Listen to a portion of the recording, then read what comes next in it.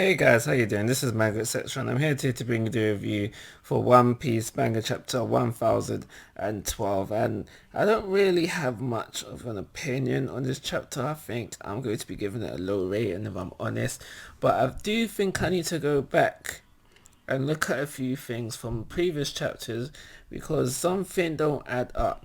Because a couple of things don't add up to me, and maybe I'm just forgetting something, and it's just my memory. But I'm gonna go through it. So we start off with the chapters with some of the samurai, them, the scabbards, running through, running, just making their way somewhere, yeah. And part of the conversation that they're having is about how we need to finally get Conjuro. And now this just came to me not just before I hit record button, and I was thinking, wait, hold on. Didn't Ashura Doji sacrifice himself, taking out him and Conjuro at the same time? Or am I remembering something wrong there? I think I might be remembering something wrong there. But I remember Ashura taking like a bomb. Wasn't Conjuro part of that? I don't know. Maybe I'm wrong. But this next thing, I'm more so certain that I am right about. So we see Neko, but then we find out that Neko is gonna head off to get revenge for Pedro. But number one, that's Wanda and Carrot's job. Let them do that. And number two, wasn't Neko with Dogstorm about to fight Jack?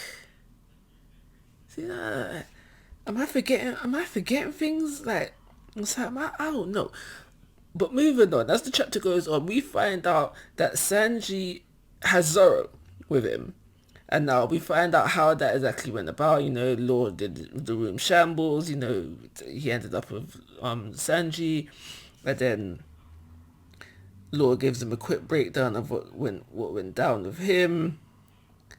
And then he leaves Zoro in his care and he goes off somewhere. I don't know where he went off, but he went off somewhere. But this upsets me because the way they've got Zoro bandaged up, the way Lord describes, 20 to 30 bones? 20 or 30 bones, I got it on the page right now, 20 to or 30 bones broken. He needs to be bandaged up, stitched up, head don't move and all that madness. But it just makes it seem like that Zoro is done for the fighting, and no, he can't be done yet. All he has done is fight Kaido. I know, like he gave him a hefty blow. Kaido acknowledged the blow that Zoro gave him, but no, he can't be done yet. He needs to have his one-on-one fight, which he wins, and then he can be done.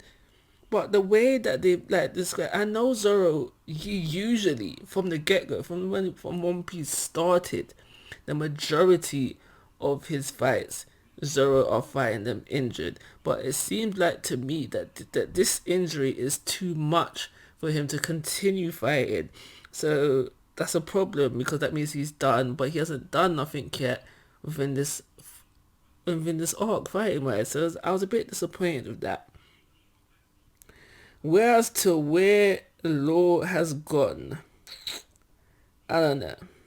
Because it seems like, we're done with the combo nations when it comes to Kaido. That's Luffy's job now. So, Big Mom, maybe? I don't know. I don't know where he's gone. But speaking of Big Mom, because last chapter rather, because there was a break last week. Big Mom, she helped the good guys, and now she's still helping the good guys in a sense, but it's not black and white, I guess you can say, because before it just seemed that she just hopped back on the good side fence, but within this chapter, she is like you guys are next. Like, no, don't be like, don't try to cheer me on kind of thing. Like, once I'm done with them, I'm coming for you. And it's not really a saving grace, but at least she's not fully committed to helping the Straw Hats. But it's still not a saving grace. In real life conversation I had with my bro, I said that having Big Mom within the Wonder Country arc was a big mistake, and the way that they could have the way I see it is that I said to my bro, did I say big bro? I meant bro. It's my little bro. What I said to my bro was having Big Mom within this arc was a mistake, and what they should have done was have Whole Cake Island further away from Wano Country, or just have it where Big Mom arrives at Wano Country at the end when everything's all wrapped and said and done. Kind of like a Kuma situation, like they beat Gekomura and then they had to do with Kuma. So we could have had a similar situation with Big Mom. I think that would be better because, in all honesty, what we're getting of Big Mom within this arc, it's a bit too much. I don't like it. Well, I just don't like it. So, OT hit a kid. How did I skip that bit? Well, oh yeah, I'm going to talk about this bit first. So we have OT. We get set up for Nami versus OT. I'm just going to leave it at that. OT pisses off Nami, hit Otama. Nami's a bit of a rage. She doesn't want to run no more. She wants to fight OT. Fair enough. I can't think of a time when Nami's been like, yeah, protect the children. But it is what it is. The fight is set up. It'll be a good fight. Only time will tell for that. And we'll see how that rolls out. The one last thing that I want to talk about is obviously the stuff that happened with Momosuke and Yamato. So Yamato rushes off, and based on her speech, because she asks like, how's Luffy doing? And then Momosuke answers her, and then so Yamato knows that it's a one-on-one fight, and she says she has to hurry. So I'm guessing based on that speech, or that little sentence, I guess, because it's not really a speech, she's heading over to help Luffy with Kaido. Yay, because I honestly don't think it should be a one-on-one fight. Luffy's not ready to be beating Yonko by himself. I'm still adamant about that.